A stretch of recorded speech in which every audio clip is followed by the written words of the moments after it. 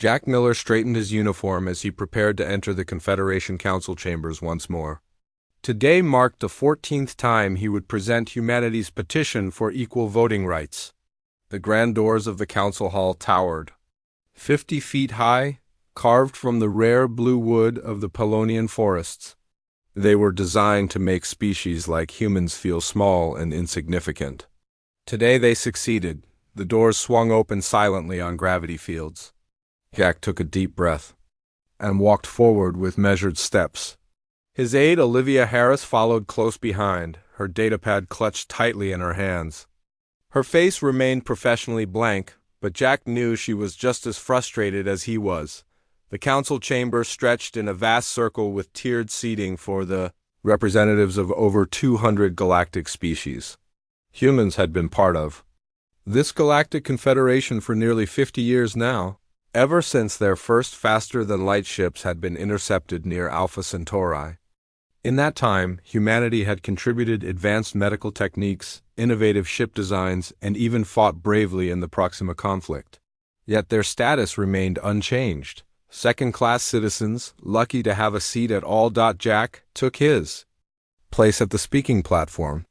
Unlike the elaborate hover chairs and comfort bubbles used by other species, humans were provided with a simple standing platform. Another subtle reminder of their place, Supreme Delegate Zelthorn of the Arthosi moved his crystalline body forward. Light played through his transparent limbs, creating rainbow patterns on the chamber floor. The Arthosi were among the eldest races in the Confederation, with a civilization spanning over 10,000 years. They never let anyone forget it, especially humans. The Council recognizes Earth Ambassador Jack Miller, the automated translator announced. "You may present your petition." Jack nodded and began the same speech he had given 13 times before.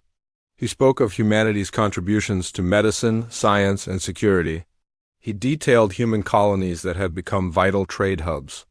He reminded the Council how human soldiers had turned the tide in the Proxima conflict when the aggressive scourge had threatened multiple Confederation worlds. The Council members listened with the same polite disinterest they always showed. The Valerians, with their 4 eyes blinking independently, checked data feeds during his presentation.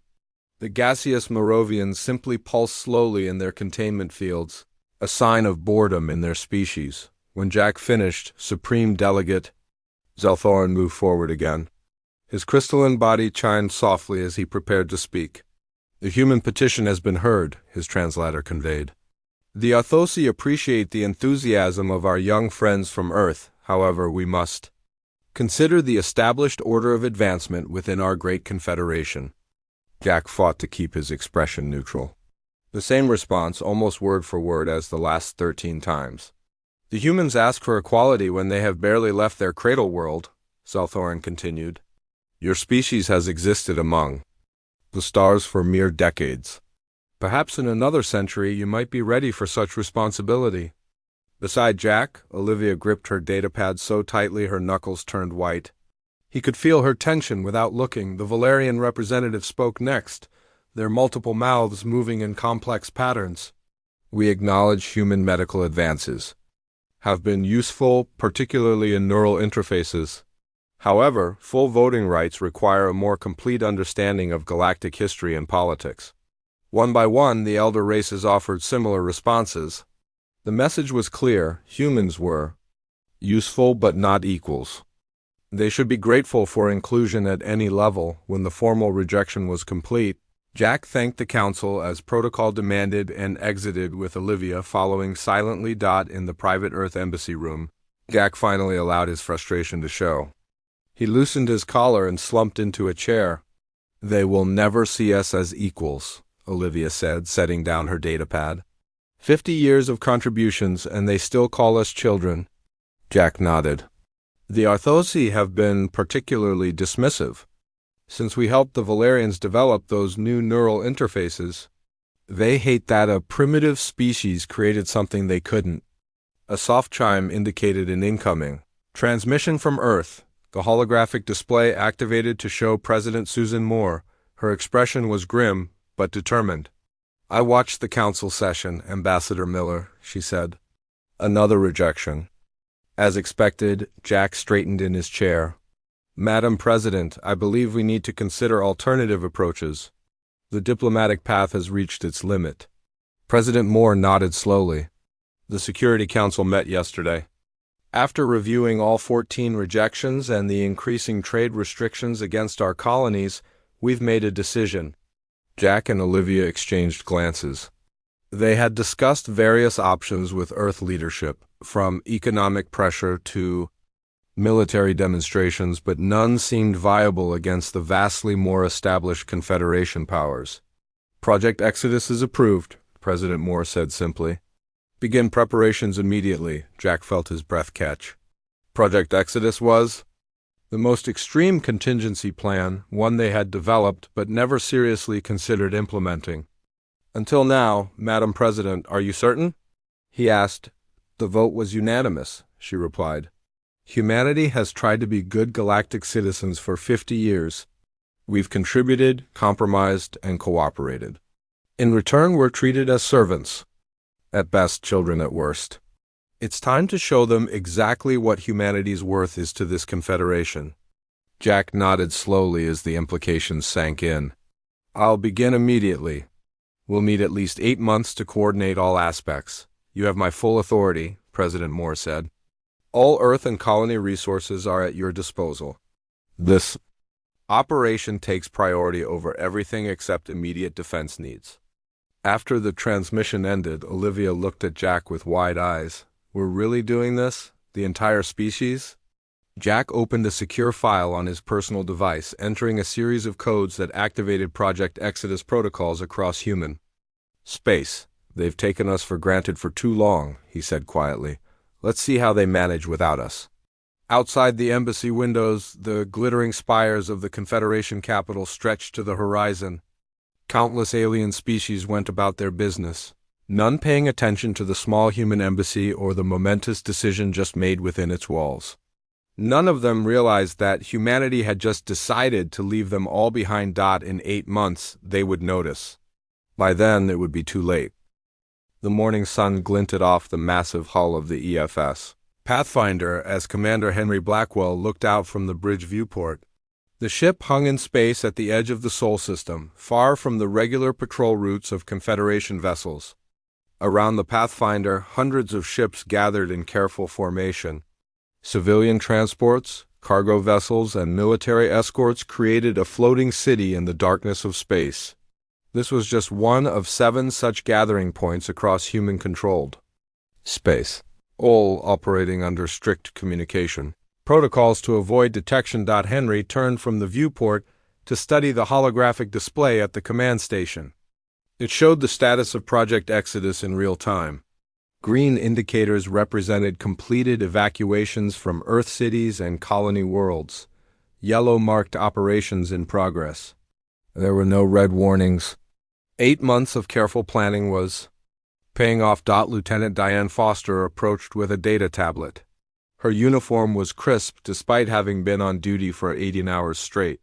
Status report, Commander, she said, handing him the tablet. 97% of designated population has been evacuated from Earth and colonies. Remaining essential personnel will depart within 14 hours. Henry nodded as he reviewed the numbers. Nearly 9 billion humans were on the move, yet the Confederation remained unaware of the true scale. And our cover story is holding? Yes, sir, Diane replied. The Confederation monitoring stations still show normal activity levels. Our drone networks are maintaining expected communication patterns and heat signatures. The mining operation. Cover has allowed us to move the large ships without suspicion. This had been the most challenging part of the operation. Humanity had to leave, but they couldn't risk the Confederation attempting to stop them.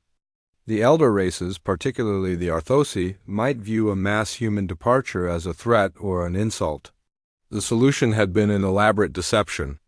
Automated systems and minimal staff would remain behind, giving the appearance of normal human activity. For weeks after their departure, a junior officer approached with another report. Commander, the last civilian transports from Europa and Luna have docked with their assigned carriers. They're transferring passengers now. Henry checked the time. They were 3 hours ahead of schedule. Excellent. And the specialty teams from Mars Research Station? All aboard. Sir, Dr. Russell confirms their quantum communications research was completely wiped from Confederation-accessible networks.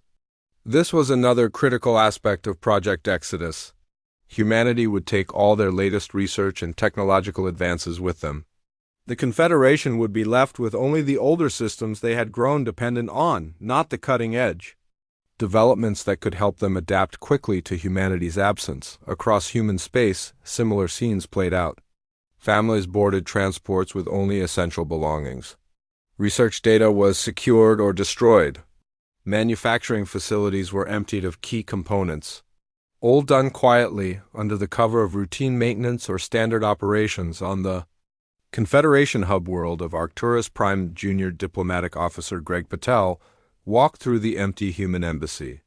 Most staff had already departed on routine rotation back to Earth. Greg was among the last to leave.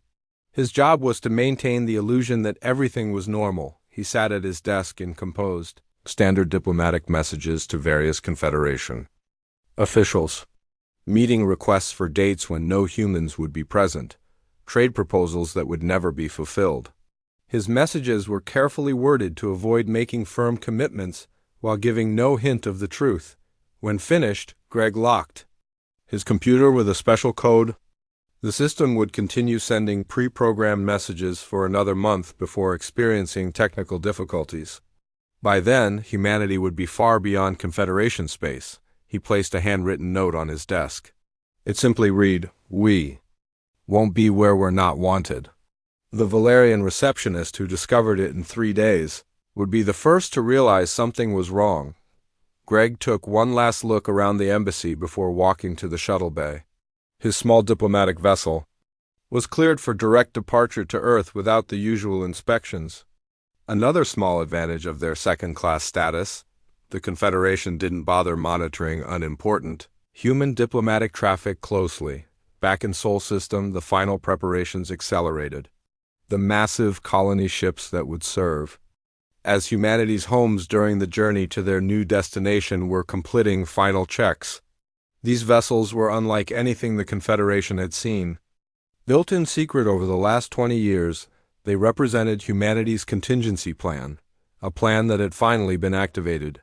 Jack Miller, now aboard the command ship New Dawn, reviewed the final reports from Earth. The automated systems were all functioning. Defense platforms remained on standard alert status. Agricultural drones continued tending the fields. To any Confederation observer, Earth and its colonies appeared normal. The last diplomatic personnel have cleared Confederation space, reported Olivia Harris, now serving as Jack's chief of staff for the Exodus. All human ships are accounted for except the scheduled transport vessels that will maintain the illusion of regular traffic for another 2 weeks. Jack nodded. And the destination coordinates? Transmitted to all fleet commanders using the quantum encryption protocol. No possibility of Confederation interception. Their destination lay beyond the Perseus Arm in a sector the Confederation had briefly surveyed but deemed resource poor according to their standards. Human scouts had discovered otherwise. The region contained several habitable worlds rich in exactly the resources humans valued. More importantly, it was far from Confederation influence. Commander Henry Blackwell gave the order that had been months in preparation. All vessels, commence departure sequence, maintain communications blackout as planned. Rendezvous at Navigation Point Alpha in 72 hours. Across the Sol System, engines flared to life. The massive Exodus fleet began to move, each ship following precisely calculated paths to avoid detection for as long as possible. They traveled in small groups rather than one massive fleet, another precaution against early discovery. On the Pathfinder's bridge, Henry watched as Earth grew smaller on the viewport. Humanity had called it home for hundreds of thousands of years. Now they were leaving, not as refugees or explorers, but as a united species making a deliberate choice. "Do you think they'll miss us when they realize we're gone?" asked Diane, standing beside him. Henry considered the question. "They've never valued us. Perhaps they need to lose us to understand what we provided." The Earth vanished from view as The Pathfinder entered its first jump point. Humanity was leaving the stars they knew for an uncertain future. But one thing was certain: they would no longer be taken for granted. The Arthosi Trade Minister Kelvaron arrived at the human colony on Proxima Centauri, exactly 3 weeks after the last human vessel had slipped into uncharted space. His crystalline body reflected the light of the nearby star as his official shuttle descended toward the main settlement. He had come to negotiate new resource quotas, a task he found beneath his status but necessary. The humans had been producing less than expected lately, and the Confederation needed their raw materials. The landing pad was oddly quiet when his shuttle touched down. Kelvaron expected the usual human delegation with their fake smiles and eager handshakes. Instead, a single human male stood waiting. Behind him, the colony appeared to be functioning normally. Mining equipment moved in the distance. Agricultural drones tended the fields. But the typical bustle of human activity was absent. "Welcome to Proxima Colony, Minister," the human said with a small bow. "I am Administrator Peter Kane." Kelvaron did not bother with pleasantries. "Your production has fallen 17%. Below quota. The Confederation Council requires an explanation and a plan to correct this deficiency." The human nodded. "Please follow me to the administration building. I can provide you with our status reports." As they walked through the colony, Kelvaron noticed the emptiness. The shops, housing units, and recreation areas all stood vacant. Only the essential systems appeared to be running. "Where are your people?" Kelvaron demanded. Administrator Kane gestured toward a small office building. "In here, please."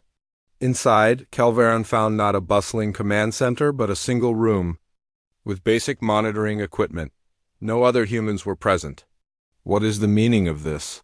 the Arthosi demanded, his crystalline form vibrating with anger. "Where is your colony population?" The human sat down calmly at a console. "Minister, I have been authorized to inform you that the human presence in Confederation space has been reduced to essential personnel only. I am one of the few who remain behind to manage the transition." Kelvaron's translator struggled to convey his shock. "Reduced? By whose authority?" "The Confederation has not approved any major population shifts." "By our own authority," Kane replied simply. "Humanity has chosen to pursue its future elsewhere." Similar scenes were playing out across Confederation space. On trading hubs, military outposts, and research stations, confused alien representatives discovered human facilities running on minimal staff. Reports flooded into the Confederation Council, each telling the same story. The humans were gone. An emergency council session was called. The Grand Chamber that had so often dismissed human concerns now buzzed with anxious chatter. Representatives from 200 species discussed the implications of humanity's unexpected departure. Jack Miller, still officially Earth's ambassador, had returned specifically for this meeting. He stood calmly at the speaking platform, the same one from which he had pleaded for equal treatment 14 times before. The difference now was in how the council members watched him. Not with dismissive boredom, but with undisguised concern, Supreme Delegate Zelthorin moved forward, his crystalline body showing subtle stress fractures that had not been present during their last meeting. "Ambassador Miller," the Arthosi began, "we have received disturbing reports about human activities throughout Confederation space. Perhaps you can explain why your species appears to be abandoning their duties and obligations?" Jack allowed himself a small smile. "There is nothing to explain, Supreme Delegate. For 50 years, the Confederation has benefited from human innovation, labor, and military support while treating us as unwelcome guests. We have decided to establish our own path among the stars." The chamber erupted in protests. The Valerian representative floated forward urgently. "This is unprecedented. What of our existing agreements? The trade contracts? The research collaborations?" Jack's expression remained neutral. "All existing contractual obligations will be honored until their expiration dates. The skeleton crews we left behind will facilitate this transition." "And after the contracts expire?" asked the Moravian delegate, their gaseous form pulsing rapidly in agitation. After that, the Confederation will need to function without human assistance, Jack replied. The Valerian representative's 4 eyes blinked rapidly in what humans had learned was a sign of extreme stress. What of our medical systems? The neural interface updates? The synthetic organ protocols? Jack smiled thinly. The maintenance teams have withdrawn. I believe your systems will remain functional for approximately 6 months without the regular updates they require. The implications began to dawn on the Council. Over 5 decades, humanity had integrated itself into countless aspects of Confederation. Infrastructure. Human engineers maintained key systems on dozens of worlds. Human medical techniques were used in hospitals across the galaxy. Human-designed components were essential parts of everything from starship engines to communication. Networks. None of these contributions had earned humans equality, but all had become quietly essential. This is a violation of the spirit of cooperation that defines our Confederation, Zelthorn declared, his translator conveying his indignation. Cooperation implies mutual benefit and respect, Jack countered. Something humanity has sought. For 50 years, a representative from the Dravari, a militaristic species that had rarely concerned itself with human affairs, moved forward. Where have your people gone, Ambassador? Surely not beyond the Outer Rim. Jack shook his head. The location of our new settlements is not information I am authorized to share. Be assured we seek no conflict with the Confederation. We simply wish to build our future without the limitations imposed upon us here. The council session continued for hours as representatives demanded answers Jack would not provide. Questions about human intentions, human destinations, and most urgently, how quickly humans could be convinced to return. After the session ended, Jack returned to the small office that had once been the human embassy. Most of the furnishings had been removed. Only basic communication equipment remained. He sent a secure transmission to Admiral Lava Reeves, now commanding the human fleet from the colony ship New Horizon. Their vessels had already reached the first waypoint beyond Confederation space. Phase 3 complete, Jack reported. The Council has been informed. Reaction as expected. Laura's image flickered on the screen. Any threats of military response? No, Jack replied. They're still in the denial phase. They believe they can convince us to return quickly. They don't yet understand that this is permanent, Lavra nodded. The first settlement teams have begun. Landing procedures on Haven, initial reports are promising. The planet is even more suitable than our surveys indicated. Good, Jack said. I'll remain at my post for another month, then join you with the last diplomatic team. As he ended the transmission, Jack looked out at the glittering spires of the Confederation capital. Soon, they would begin to understand just how deeply they had integrated human innovations into their society, how dependent they had become. On the species they had never respected, the realization was already beginning. Throughout Confederation space, systems that had run flawlessly for years suddenly required maintenance that no one knew how to perform. Medical procedures that had saved countless lives now lacked the human specialists who had performed them. Military vessels that had protected Confederation borders found themselves missing essential crew members. Humanity had left, and the consequences were only beginning to unfold. The Arthosi battlecruiser Eternal Dominion drifted powerless in space 3 months after humanity's departure. Its quantum drive had failed during a routine patrol near the Cygnus border. Captain Zorthal stood on the command deck, his crystalline form vibrating with barely contained rage as his engineering team delivered their report. The drive requires a complete recalibration of the neural interface, the chief engineer explained. The human technicians always perform this maintenance. None of our crew has the necessary training. Captain Zorthal turned to his communication officer. Send a distress signal to Arcturus Prime, request emergency technical assistance. The response came 4 hours later and offered no comfort. 3 other Confederation vessels had reported similar failures. No replacement technicians were available. The Eternal Dominion would need to be towed back to the nearest shipyard. a humiliating prospect for the pride of the Arthosi fleet across Confederation space. Similar scenarios unfolded as the true impact of humanity's absence became apparent. Systems that had run flawlessly for years began to fail without their regular maintenance. The humans had never been given control of critical Confederation infrastructure, but they had been assigned the work that other species considered beneath them. Now that work was proving to be essential on Arcturus Prime. The Valerian delegation suffered a major diplomatic incident when their translator algorithms began producing nonsensical outputs during negotiations with the Moravians. The translation systems, maintained exclusively by human programmers for the past 15 years, had started to degrade without their regular updates.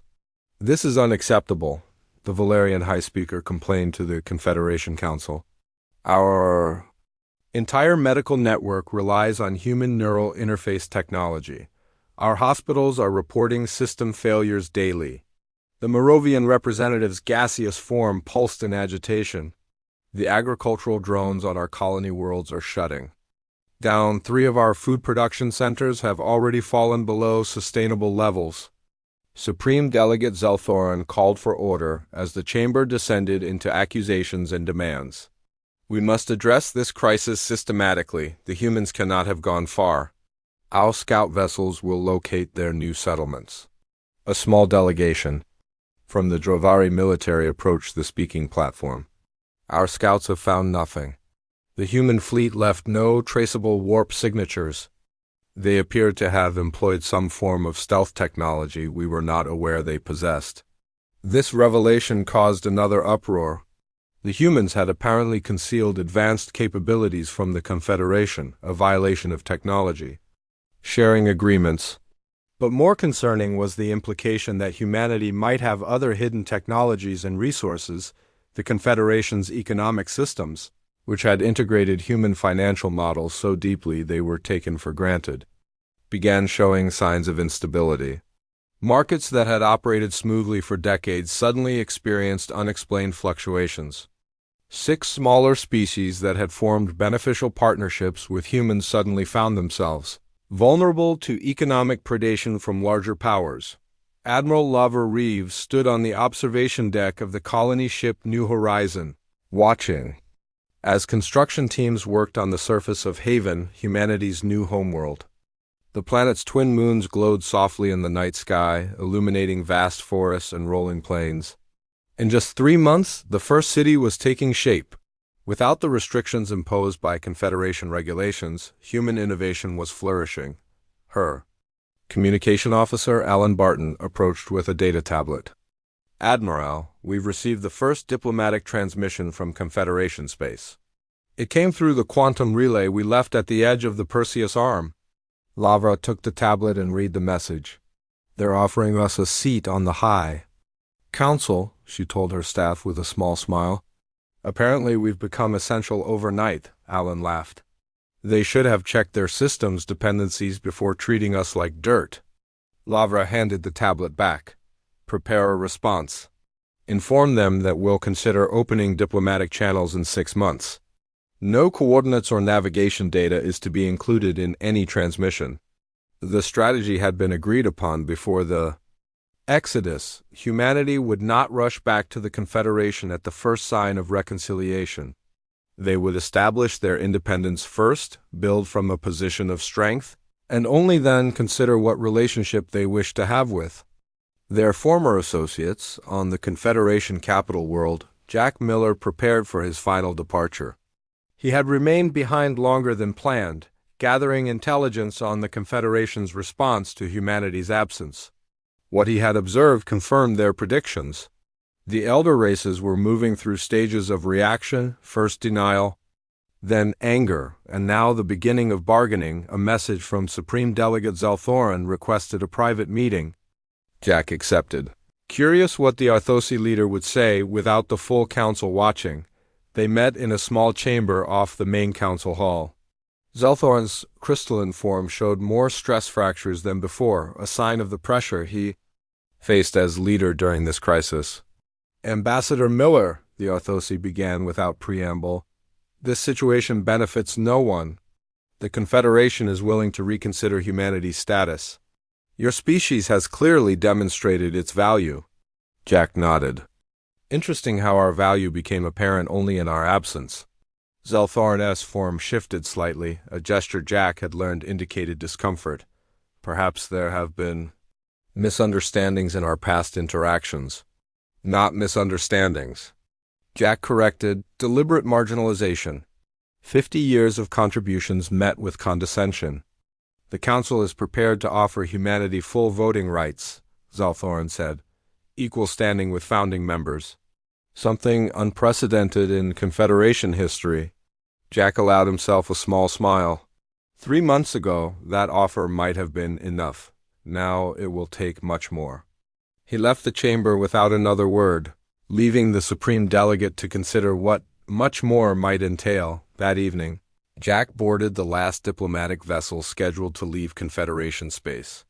The small ship carried the final human. Personnel who had remained behind to observe the initial impact of their departure. Their reports would be valuable for planning humanity's next steps. As his ship broke orbit, Jack looked back at the glittering capital one last time.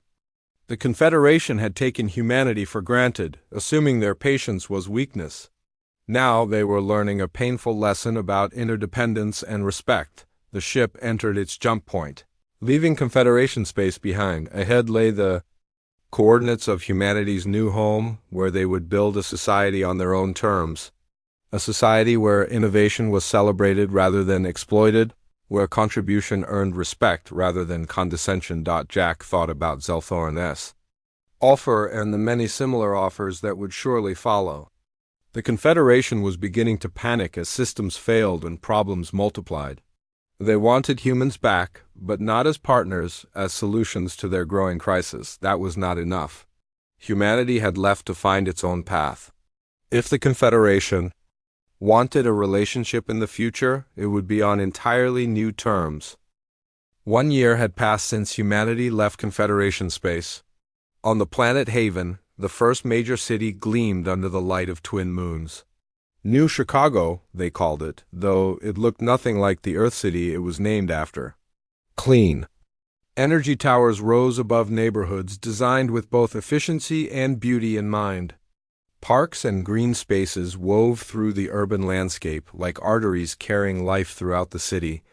Jack Miller stood on the balcony of the newly completed government center, looking out over what humanity had built in just 12 months. Free from Confederation restrictions and requirements, human innovation had flourished. The Medical Research Center had already developed improvements to the neural interface technology that the Valerians had so desperately needed. The shipyards in orbit had produced vessels that incorporated design elements the Confederation would have forbidden. Olivia Harris joined him on the balcony, now serving as his chief advisor. The Council's message has been received. They're sending their highest-ranking delegation. They'll arrive at the neutral meeting point in 3 days. Jack nodded. And our terms? Prepared as discussed. The Alliance leadership has approved the final document. The Human Alliance had formed shortly after their arrival in this unclaimed region of space. 7 major colony worlds and dozens of smaller outposts, all governed by a representative council. No longer were humans the supplicants begging for equal treatment. Now they negotiated from a position of strength. 3 days later, Jack boarded the diplomatic vessel New Horizon 4. The journey to the neutral meeting point. The ship was the pride of the human fleet, showcasing their advanced technology while remaining modest enough not to appear threatening. This balance was deliberate. Humanity wanted to demonstrate their capabilities without seeming aggressive. The meeting would take place on an abandoned mining station at the edge of what had once been Confederation space. The station had been refurbished specifically for this purpose, a neutral ground where both parties could meet safely. When Jack's shuttle docked at the station, he found the Confederation delegation already waiting. To his surprise, Supreme Delegate Zelthorn had come in person. The Arthosi's crystalline form now showed significant stress fractures, a physical manifestation of the pressure the past year had placed on the elder race. Beside him stood representatives from the Valerians. The Moravians, and most surprisingly, the sovereign commander of the Dravari, a militaristic species that rarely engaged in diplomacy. Ambassador Miller, Zalthorn began with uncharacteristic deference. The Confederation recognizes the unfortunate misunderstandings of the past. We wish to open new negotiations for humanity's return. Jack studied the assembled representatives carefully. The Valerians, once haughty with their multiple eyes and floating transportation pods, now appeared diminished. The gaseous Moravians pulsed slowly in their containment fields, a sign of restraint rather than their usual boredom. The Dravari sovereign commander stood rigid, clearly uncomfortable to be in a position of requesting rather than demanding. "I no longer serve as ambassador," Jack corrected gently. "I am Secretary Miller now, representing the Human Alliance. We are prepared to discuss terms, but understand that we return as equals, not as servants or second-class citizens." The Confederation representatives exchanged glances. This was clearly not the response they had hoped for. They had expected humans to be eager to return to the fold, grateful for the offer of improved status. The Confederation is prepared to offer humanity full membership status, Zalthorn stated. Equal voting rights on all matters before the Council. This is unprecedented for a species of your development timeline. Jack allowed himself a small smile. That would have been acceptable a year ago. Now, our terms are different. He signaled to Olivia, who activated a holographic display showing detailed statistics of Confederation systems failures over the past year, economic downturns, medical system failures, transportation network disruptions, and agricultural shortfalls were all clearly documented. "We are aware of the challenges the Confederation has faced in our absence," Jack said. "Your own reports indicate a 27% decline in overall productivity and a 32% increase in system failures across critical infrastructure." The Valerian representative's 4 eyes blinked rapidly in distress. "Our medical networks have suffered significant degradation. The neural interface technology your species developed has proven difficult to maintain without human expertise." "Which brings us to our terms?" Jack continued.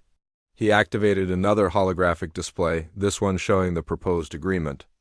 "The Human Alliance will establish diplomatic and trade relations with the Confederation under these conditions." The terms were clear and non-negotiable. Humanity would return to Confederation space as an independent alliance, not as members. They would establish embassies and trading posts, share technology and expertise, but maintain their separate governance and military. Most importantly, any technology or system developed by humans would remain under human control and maintenance, with fair compensation for their use. "This is highly irregular," Zalthorn objected, though his tone lacked conviction. "The Confederation structure does not allow for such arrangements." "Then the Confederation must evolve," Jack replied simply, "as we have." Behind him, Olivia activated a third holographic display. This one showed the technological and scientific advances humanity had achieved during their year of isolation. New medical procedures that could benefit all species. Engine designs that were 30% more efficient than current Confederation standards. Agricultural techniques that could solve the food shortages currently plaguing several worlds. "We brought gifts," Jack continued with a smile that didn't reach his eyes. "Consider them a demonstration of what a true partnership might achieve." The Dravari sovereign commander stepped forward, their heavily armored form imposing even in this diplomatic setting. "Your terms are bold, Secretary Miller, some might say presumptuous." Jack met the commander's gaze steadily. "They are realistic. The past year has demonstrated that our species can survive and thrive independently. It has also shown that the Confederation benefited from our presence more than was acknowledged. These terms reflect the new reality." The delegation requested time to confer privately. Jack and Olivia waited in a separate chamber while the Confederation representatives debated among themselves. The discussion lasted hours longer than expected. When they finally reconvened, Zalthorn's crystalline form had settled into a more stable configuration, suggesting he had reached a difficult but necessary decision. "The Confederation accepts Your terms as a starting framework for negotiations, he announced. We recognize that the relationship between our civilizations must change. As the delegation moved toward the conference chambers to begin the detailed negotiations, Jack felt a sense of accomplishment that went beyond personal satisfaction. Humanity had not just survived their exodus. They had transformed their place in the galactic community. The species that had once dismissed humanity now understood a fundamental truth.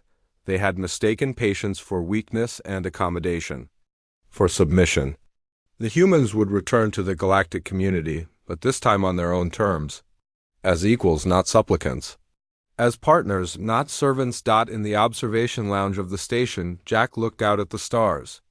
Somewhere out there, Haven was thriving, the first of many human worlds that would build a future free from the limitations others had tried to impose.